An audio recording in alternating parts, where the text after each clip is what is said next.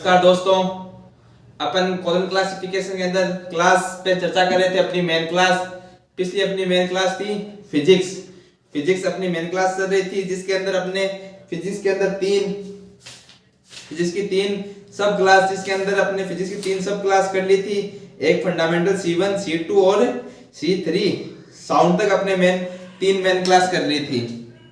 कौन सी main class कर रही थी? तीन। आज अपना सी फिजिक्स का ही दूसरा पार्ट है। कल अपने फर्स्ट पार्ट किया था, आज अपन फिजिक्स सी का दूसरा पार्ट कर रहे हैं।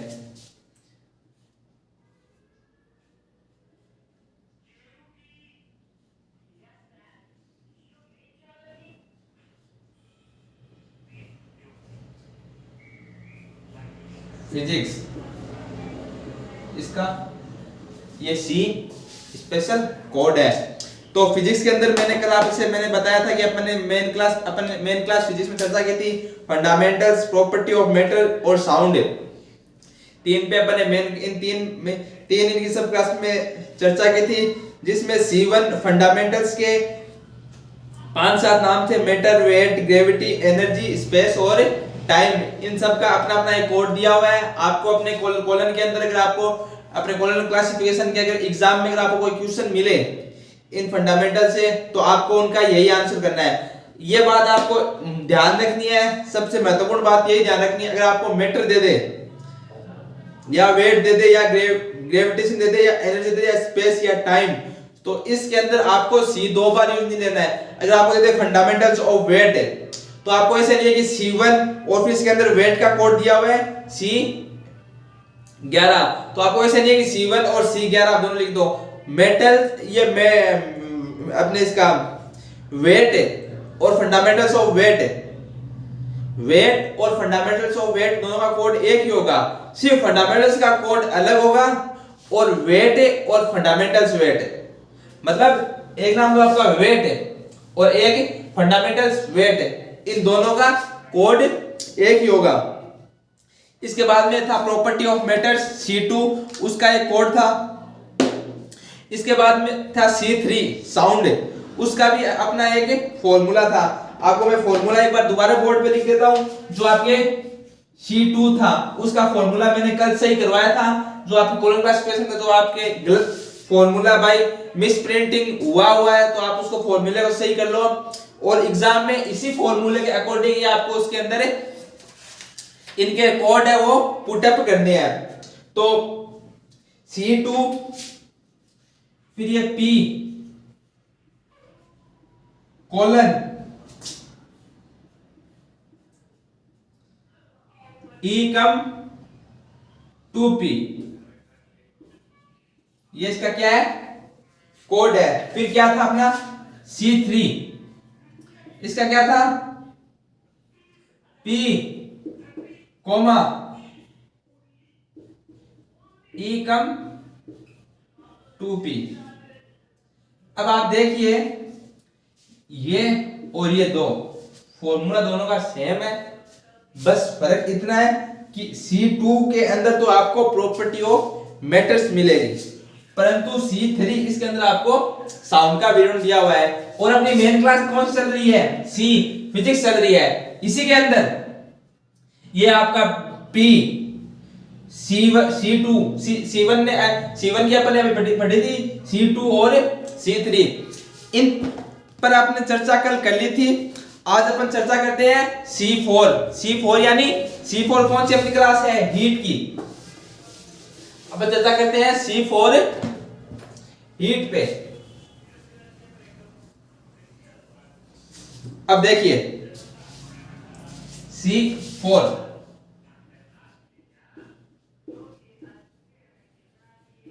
हीट, C4 का अपना एक फॉर्मूला है।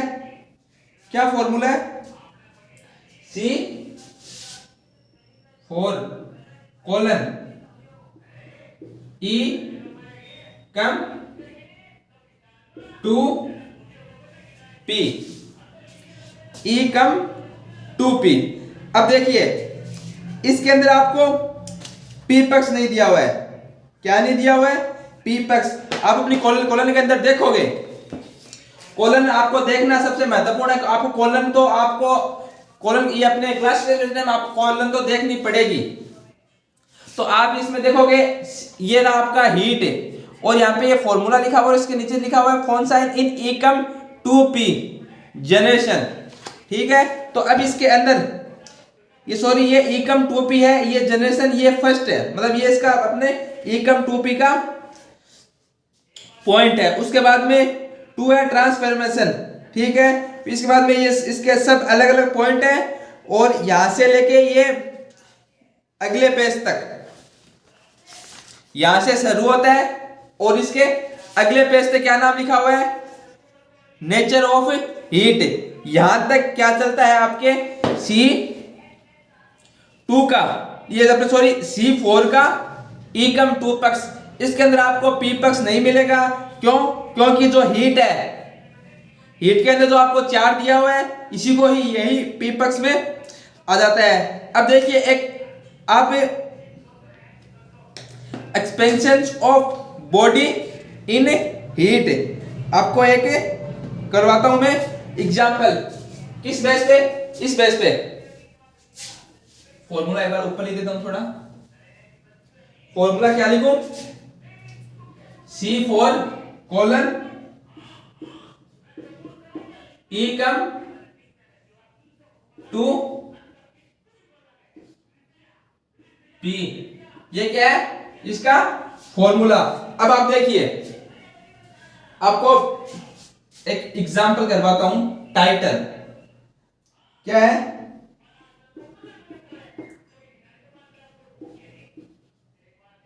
एक्सपेंशंस ऑफ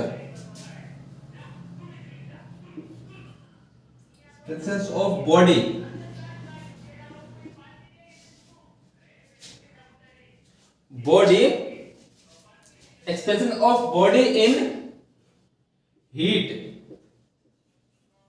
अब आप देखिए क्या है expansion in body in heat. Heat का आते ही आपको सबसे पहले मालूम चलना चाहिए, हीट का आता ही आपका क्या हो गया, C4, फिजिक्स की C4।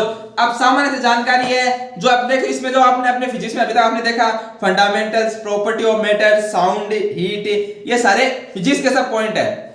अगर अपन बायोलॉजी की बात करते हैं तो बायोलॉजी के अंदर आपको जैसे कि आपने कोई शरीर का पार्ट या ये सारी चीजें मिलेगी बायोलॉजी के अंदर। जूलॉजी, बॉटनी, ये इनकी अलग अलग क्लासेस होती है, पर बायोलॉजी में आपको या तो शरीर से या वातावरण से संबंधित कोई मिलेगी। केमिस्ट्री के अंदर आपको रसायन से या इनसे कोई संबंधित जानकारी मिलेगी। उसी प्रकार अगर आप फिजिक्स की, आपको फिजिक्स के अंदर आपको ये साउंड, पदार्थ, ये इनकी सारी सामान्य जानकारी मिलेगी। अब देखिए हीट का नाम आती है, आपको क्या मालूम चलना चाहिए कि हम इसकी क्लास कौन सी हो गई, सी क्लास। सी के अंदर आप जाओगे तो आपको क्या मालूम चलेगा कि ये हीट किस में अंदर है, C4 के अंदर। तो आप क्या करोगे, हीट का C4। इसके बाद में आपको इसके अंदर P पक्ष नहीं दिया हुआ है, आप कोलन के अंदर भी P पक्ष नहीं है, ये सीधा आपको किस पक्ष में मिलेगा, एकम 2p पक्ष में। अब आप देखोगे इसका, तो आप इसके अंदर आप कोलन के अंदर सर्च करोगे यहाँ पे, तो आपको नीचे हीट के नीचे आपको 4 नंबर पे मिलेगा। हीट के नीचे आपको कितने नंबर मिलेगा, 4 नंबर पे इसका एक्सपेंशन ऑफ बॉडी का कोड क्या है, 4 है। 4 नंबर पे इसका कोड 4 है। यहाँ पे 1 2 के बाद में 3 और 4, तो इसका 4 क्या हो गया, इसका ये कोड हो गया। अब देखिए ये इसका क्या हो गया, आंसर। इस टाइटल का कितना सा नाम, ये इतना बड़ा टाइटल है और आपको इतना सा आंसर लिखना है। आपके 2 3 4 या 5 जितने भी नंबर का क्वेश्चन है आपका उतने में सही हो गया। बस बात आपको इतनी ध्यान रखनी है कि जो फॉर्मूला है, सॉरी यहाँ पे जो फॉर्मूला है, आपको उस फॉर्मूले के अनुसार ही उनके मान पुटअप करने हैं। और निशान है जैसे कोलन, कोमा, डॉट, कॉलम, इन निशानों का आपको सबसे महत्वपूर्ण ध्यान रखना है। अगर आपके निशान गलत होते हैं तो आपका पूरा का पूरा आंसर गलत होगा। अगर आपको कोई बड़ा टाइटल दिया जाता है, आप बड़ी मुश्किल से उस टाइटल को ढूंढते हो और ढूंढने के बाद अगर आपने एक निशान सही नहीं लगाया तो उस टाइटल का पूरा मतलब चेंज होता है और आपका वो पूरा पूरा टाइटल गलत होता है। अब इसके बाद में C4 हीट की अपनी क्लास हो गई। अब C4 हीट की क्लास होने के बाद में अपन अपनी नेक्स्ट क्लास देखते हैं। फिजिक्स अपनी ये मेन क्लास चल रही है। इस फिजिक्स की मेन क्लास के अंदर आगे सब क्लास है, मतलब छोटी छोटी क्लासें और है। उन सभी क्लास को मान लो कि ये फिजिक्स एक बड़ी मेन क्लास होने के कारण इनके अंदर छोटी छोटी मेन क्लास है और है। अपने लाइब्रेरी साइंटिस्ट जो S.R. रघुनाथन जी थे, उन्होंने फिजिक्स को अलग अलग भागों में बांटना ज्यादा उचित समझा और उसी के अनुसार उन्होंने ये किया, मतलब इसको अलग अलग भागों में बांटा। अब देखिए C5 आपकी किसका है? रेडिएशन का और लाइट का। C5 आपकी किसका है? रेडिएशन और लाइट का। क्या करोगे आप? C5 का फॉर्मूला क्या है? P, फिर यहां पे कोलन, फिर E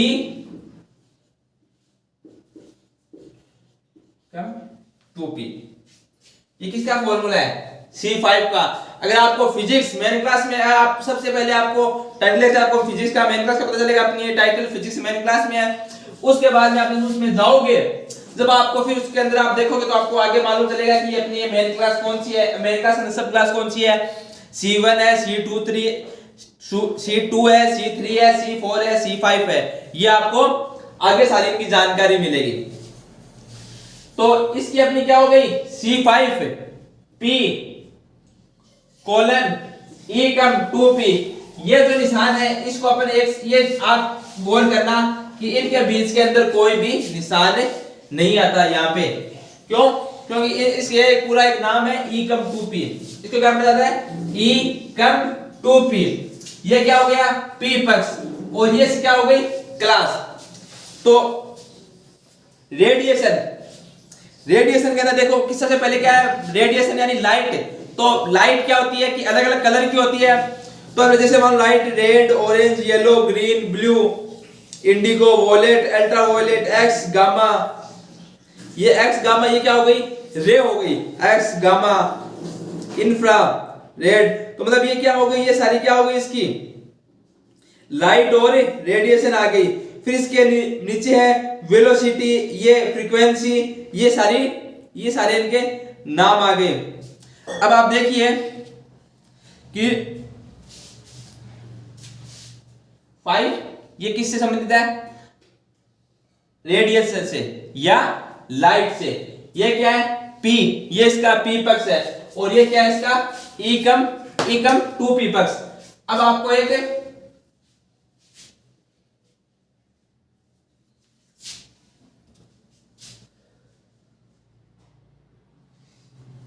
क्या करवाते हैं? एग्जाम्पल है आपके रिफ्लेक्शन ऑफ गामा रेज।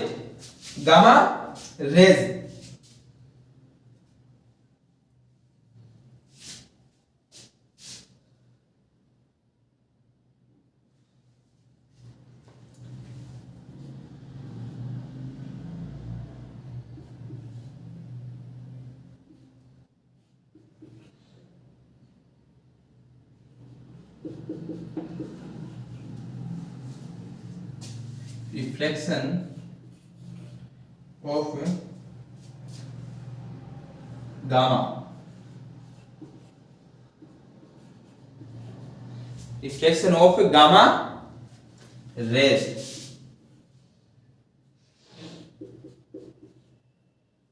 अब देखिए रिफ्लेक्शन ऑफ गामा रेज।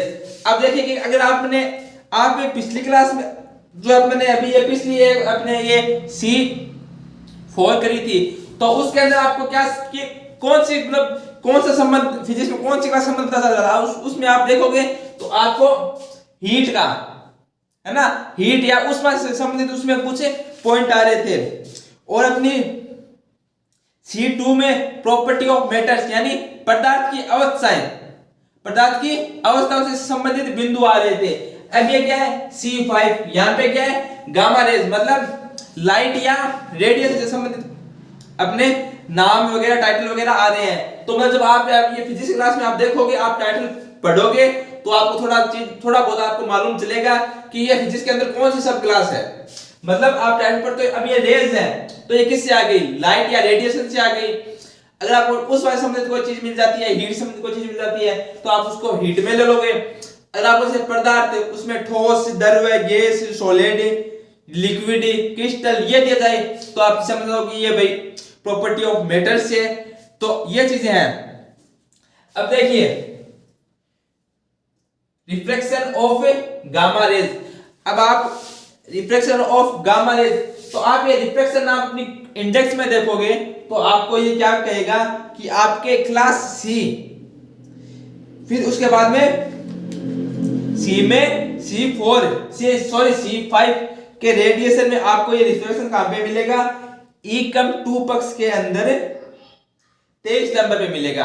आप अपने इंडेक्स में जाके सर्च करोगे तो ठीक है। अब देखिए कि आप अपनी अपनी कॉलम देखोगे तो वहां पे आपको दो नाम लिखे हुए हैं, एक तो रिफ्लेक्शन और एक रिफ्रैक्शन। इनमें फर्क क्या है, बस आर का फर्क है। एक पे यहाँ पे आर है और एक में यहाँ पे आई है। स्पेलिंग आपको महत्वपूर्ण ध्यान रखना है। अगर दो स्पेलिंग, अगर दो समान सी स्पेलिंग है तो आपको उनकी एक एक वर्ड चेक करना है और एक एक वर्ड चेक करते हुए आप उनको उनका मीन बदलते, मतलब उनका मीन देखते हुए फिर लिखना है। अब देखिए गामा रेज, गामा और गामा रेज दोनों एक ही चीज है। क्यों? क्योंकि गामा किरण होती है। अगर किसी का नाम जैसे संतोष कुमार है तो संतोष कुमार तो संतोष वो है और संतोष कुमार ही, अगर उसको अपन संतोष बोले और संतोष कुमार बोले तो बात समान से। ये गामा है तो गामा क्या क्या है, किरण की मतलब एक किरण का प्रकार है। और अपन से बोल दिया गामा तो मतलब गामा बोलते क्या होगी, गामा किरण हो गई। और अपन बोले गामा रेज मतलब वो भी क्या हो गई, गामा किरण हो गई। अब ये क्या है, रिफ्लेक्शन। ये जो ऑफ, इन, द, ये सारे क्या होते हैं, कनेक्टिव सिग्नल, कनेक्टिव वर्ड होते हैं। क्या होता है कि इनकी सहायता से टाइटल बनता है। तो इनका कोई महत्वपूर्ण रोल नहीं होता इसके अंदर, बस इनका टाइटल जोड़ने में महत्वपूर्ण रोल होता है। अब देखिए इनका कोई स्पेशल कोड भी नहीं है कि आप मतलब आपको टाइटल में आप ऑफ मिल जाएगा, आप ऑफ को सर्च करने बैठ जाओगे तो ऑफ का आप कहीं पे नहीं मिलेगा। क्यों? क्योंकि इस ऑफ का कोई यूज, मतलब इस ऑफ का कोई इंडेक्स में कोई नाम नहीं है। फिर जैसे आपको इन मिल गया, द मिल गया, तो ये सारे वर्ड है इनका आपको कॉलम के अंदर इंडेक्स है, वहां पे आपको ये सारे नाम नहीं मिलेंगे। तो महत्वपूर्ण नाम जैसे गामा रेज, रिफ्लेक्शन ये मिलेंगे। अब देखिए ये गामा रेज आप कॉलम में देखोगे तो आपको गामा रेज किस में मिलेगा, पी पक्ष में। और ये रिफ्लेक्शन ये किस में मिलेगा आपको, E2 पक्ष में। ये किस में मिलेगा, पी पक्ष में। और ये किस में मिलेगा, E2 पक्ष में। इसका कोड कितना है, कॉलम में आप देखो तो आपको इसका कोड मिलेगा 4। कॉलम में पेज नंबर 2.38, पेज नंबर 2.38 में आप देखो तो आपको इसका कोड क्या मिलेगा, 4। और E2P इसका आपको कोड क्या मिलेगा, इसका आपको कोड मिलेगा 23। अब देखिए C5 ये क्या है, 4। E2P से और इस C5 सॉरी अपने E5 से और P इनके बीच में कोई कनेक्टिव सिग्नल नहीं है तो अपन कोई कुछ भी नहीं लगाएंगे। और इसके बाद में कौन सा निशान है, कोलन का, तो अपन कोलन का निशान लगाते हुए कौन सा पक्ष है, E2P पक्ष, इसका क्या लिख देंगे 23। ये इसका टाइटल हो गया। सबसे महत्वपूर्ण बात आपको यही ध्यान रखनी है, मैं बार बार आपसे यही बात बोलता हूं कि पी पक्ष चाहे पहले हो चाहे बाद में हो, E2P पक्ष चाहे पहले हो चाहे बाद में हो, टाइटल के अंदर आपको कभी ऐसे होगा कि आपको E2P पक्ष बीच में मिल जाएगा, जिसमें अगर मान लो से P, 2P, P3 या ऐसे पक्ष होंगे, टाइम आइसोलेट होंगे, तो आपको उनके अंदर ये E2P पक्ष बीच में मिल जाएगा। पी पक्ष सबसे लास्ट में भी होगा, या 4 नंबर भी हो सकता है, 3 नंबर भी हो सकता है, पर आपको हमेशा अब पता चल जाता, जैसे ये गामा रे, जैसे ये पी पक्ष का है, तो आपको पी पक्ष में यहाँ पे ही लिखना है। अगर आपको पता चल गया कि ये से एकम 2 पी पक्ष में है, तो इसका मान चाहे टाइप लिखना चाहे कितने नंबर पे भी हो, पर आपको इसमें कॉल नंबर बनाते समय आपको यहां पर ही लिखना है। जैसे आपका जो फॉर्मूला है उसके अंदर जहां पे दिया हुआ है वहां पर ही लिखना है। इसके बाद में ये अपनी मेन क्लास है, मेन क्लास फिजिक्स की सी सब क्लास C5 हो गई। अब अपने अपनी अगली नेक्स्ट क्लास में चर्चा करते हैं।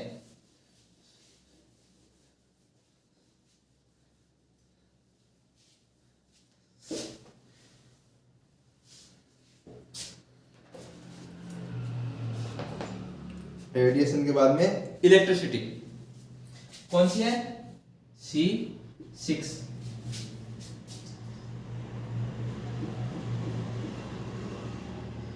ELEC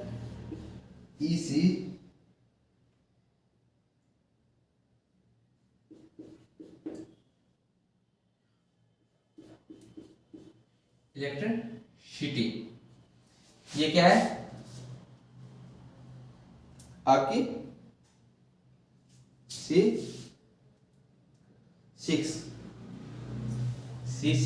electricity. इसका फॉर्मूला देखोगे तो इसका फॉर्मूला है C6 P कोलन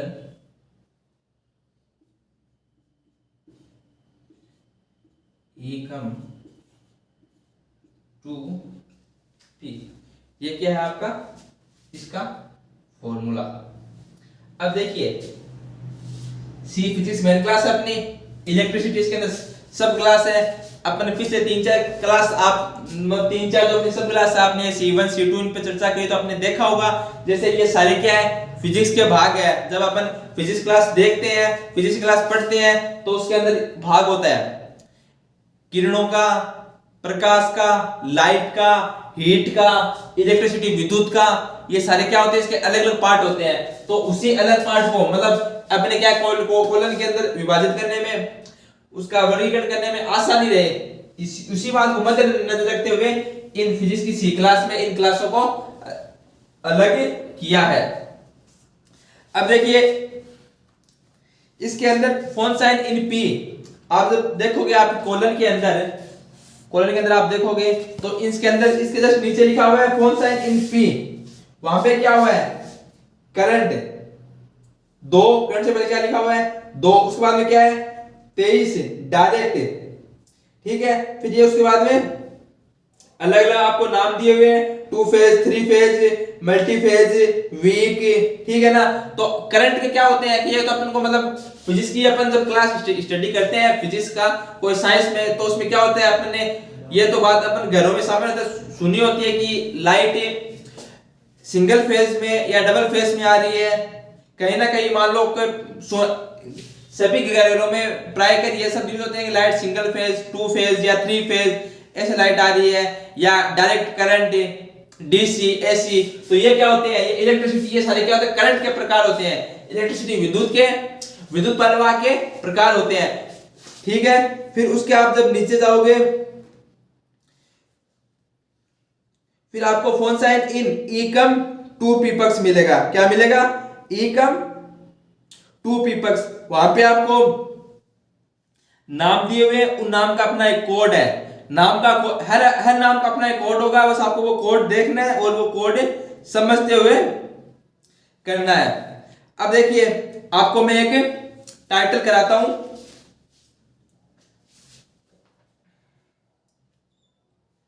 टाइटल है आपका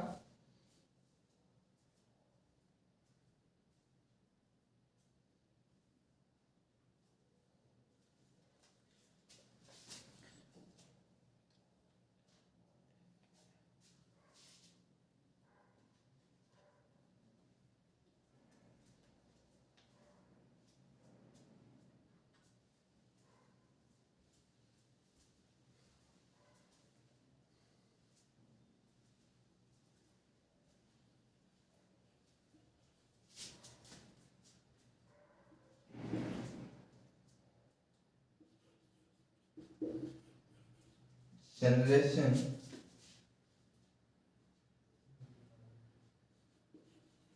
ऑफ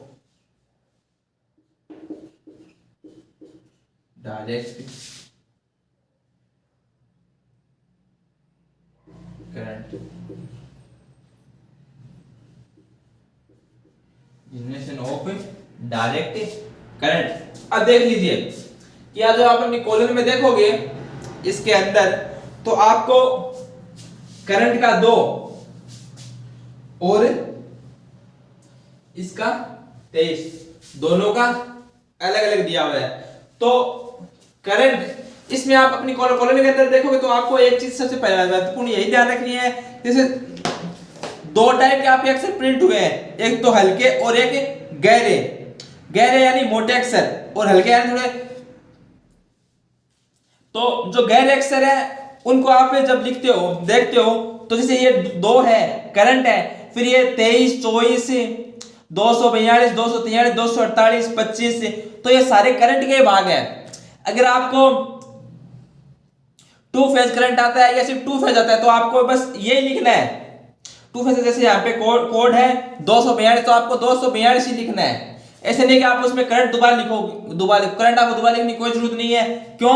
क्योंकि जो इसके अंदर जो 2 है, ये जो पहला वाला 2 है ये करंट का ही है, और उसके बाद में जो 42 है वो आपका 2 फेज का है। तो करंट इसके अंदर इंक्लूड है, तो आपको करंट दोबारा नहीं लिखना है। तो जैसे कि आप यहाँ पे मान लो कि करंट का 2 और इसका डायरेक्ट करंट का 23 है, तो ये दोनों क्या 2 इसके अंदर मिल जाएगा, तो यहां से 2 अपने हटा देंगे। उसके बाद में इसका कितना दिया हुआ आपको कोड, इसका आपको कोड दिया हुआ है 1, तो आप इसका क्या कर दोगे C6। ये कौन से पक्ष में दिया हुआ है, ये आपके दिया हुआ है P पक्ष में, तो इसे आप कितना कर दोगे 23। करंट कौन से पक्ष में है, E2 पक्ष में, यहां पे आप कॉलन लगाओगे और 1 कर दोगे। ये क्या हो गया C6 इलेक्ट्रिसिटी क्लास हो गई। इसके अंदर आपको ये फॉर्मूला रखना है, ध्यान रखना है। टाइटल आपको इसे दिया जाएगा, टाइटल आपको कुछ भी देख सकता है एग्जामिनर, आपको उस टाइटल का ध्यान रखते हुए और इस फॉर्मूले के अनुसार आपको वो मान सारे वहां पे पुट अप करने हैं। उसके बाद में ये अपनी हो गई C6 के बाद में C7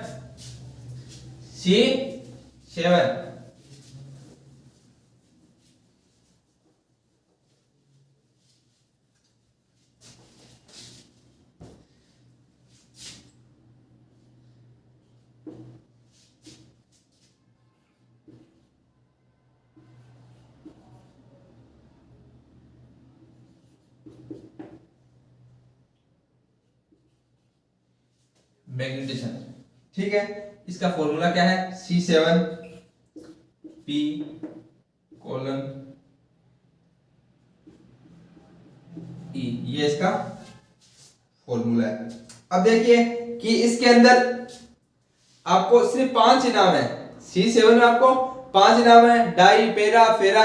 ये इसका P पक्ष है, वहां पे आपको 5 नाम दिए हुए हैं, और P पक्ष वहां पे आपको 5 नाम दिए हुए हैं, और इसके अंदर आपको E2 पक्ष में आपको 1 नाम दिया हुआ है। अब आपके इसका एक टाइटल, आपको मैं इसका एक टाइटल बताता हूं।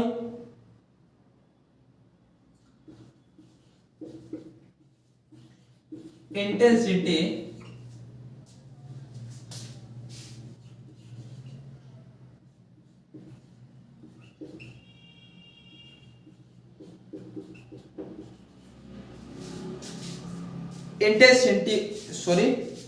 Intensity of paramagnetic, intensity of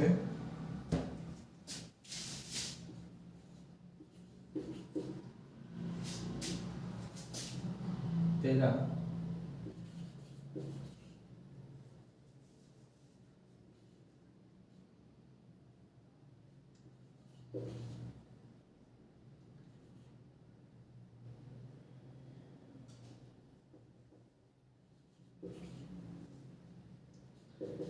paramagnetism, intensity of para magnesium.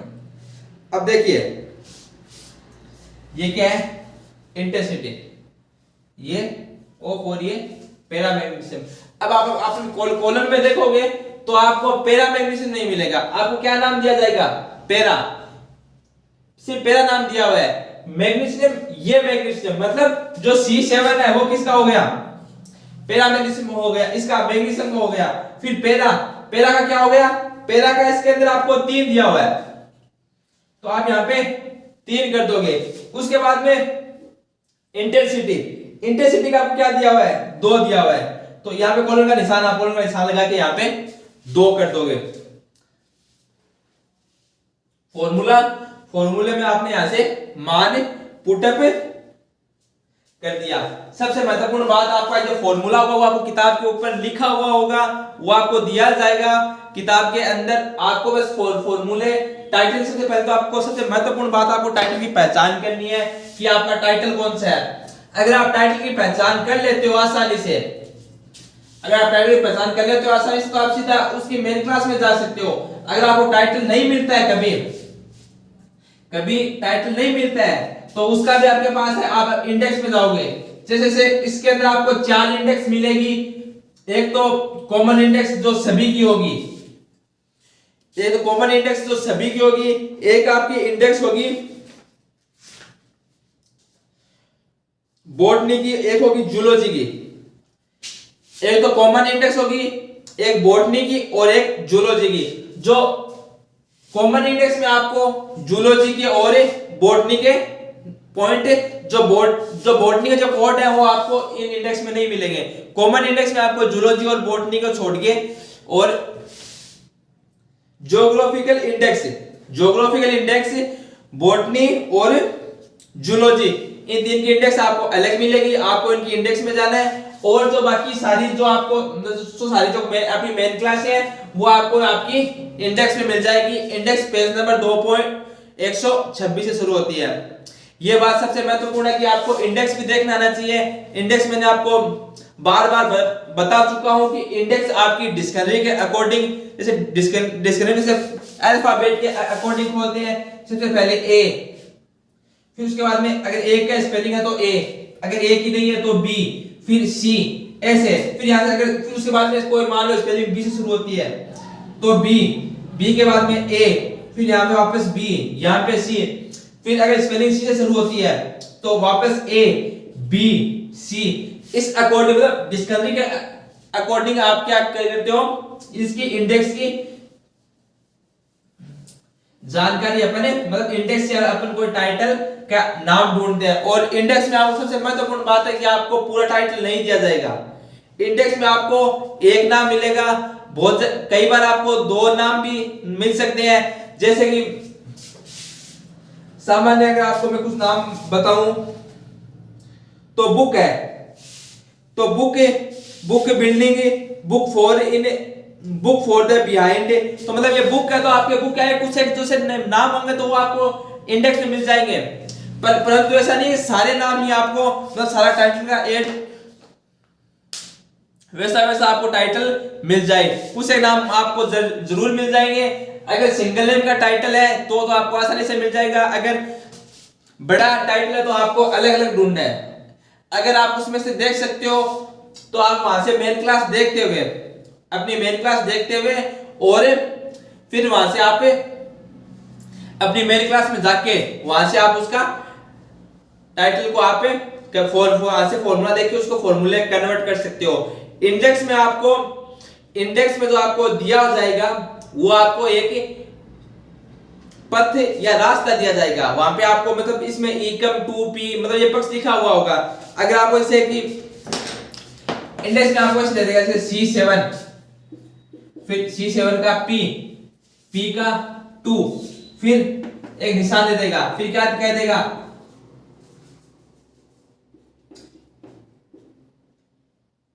E, ये बात बोल देगा, फिर से कोड दे देगा 2।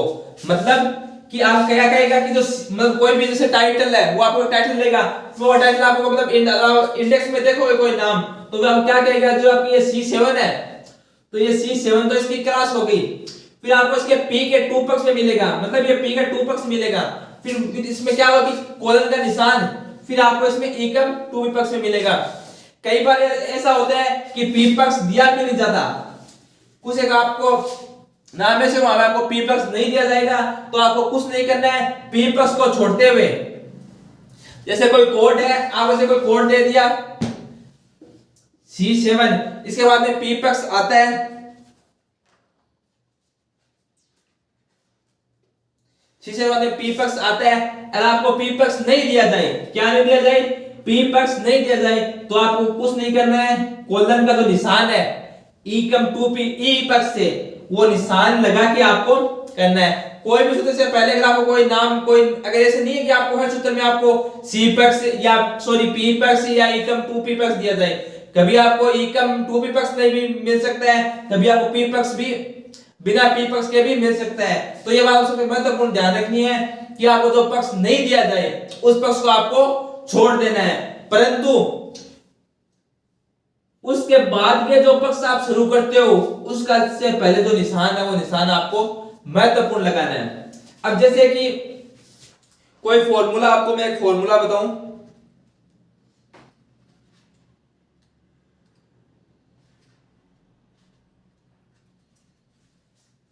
जैसे अपन ने कि लाइब्रेरी साइज का अपन ने फॉर्मूला किया था, कौन सा फॉर्मूला किया था, लाइब्रेरी साइज का। क्या फॉर्मूला लिखा था, 2p कोलन m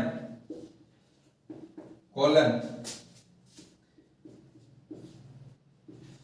एकम 2p। अब देखिए अगर आपको इसके अंदर मान लो पी पक्ष नहीं दिया जाए, कौन सा पक्ष नहीं दिया जाए, पी पक्ष, तो आप यहां से पी पक्ष हटा दोगे और आपको जैसे इसका मान 3 दिया, इसका मान 4 दिया हुआ है और पी पक्ष का आपको कोई नाम नहीं आया, तो आप इसे क्या कर दोगे, 2 कोलन 3 कोलन 4। ठीक है, अगर आपको पी पक्ष दे दे, क्या दे, कौन सा पक्ष दे दे, पी पक्ष दे दे, और आपको एम पक्ष ना दे, कौन सा पक्ष ना दे, एम से आपने अभी ये एम पक्ष हटा दिया, ठीक है, तो इसका कोड आप उसे मान लो कि 7 दे दिया, तो 2 7 है, और अब ये क्या, 2 निशान बच गए, तो आपको जिसने आप जो पक्ष आपने हटाया है उस पक्ष से जो पहले जो निशान आता है वो निशान भी आपको हटाना है, यानी कि ये जो कोलन है ये कोलन का निशान भी हट जाएगा और 2 7 कोलन 4। अगर आपको एम पक्ष दे दे, इससे पहले आपको एम पक्ष दे दे और ये पक्ष हटा दे, तो वो तो कोई बात ही नहीं है, तो सामने से बात है, जो पक्ष तो अपने पास है नहीं, आप उसका नाम नहीं लिखोगे। पर जो आपको बीच में से कोई पक्ष हटा दे, तो उससे पहले वाला उसके पक्ष के साथ से पहले वाला से निशान है उसको आप नहीं लगाओगे, परंतु उसके बाद में जो निशान यूज होता है वो निशान आपको सदैव यूज करना पड़ेगा। यह थी आज की अपनी सी की मेन क्लास। सी की मेन क्लास अपन ने आधी कल की आधी आज की, कल अपन डी इंजीनियरिंग मेन क्लास करेंगे। आज की क्लास में इतना ही, बहुत बहुत धन्यवाद।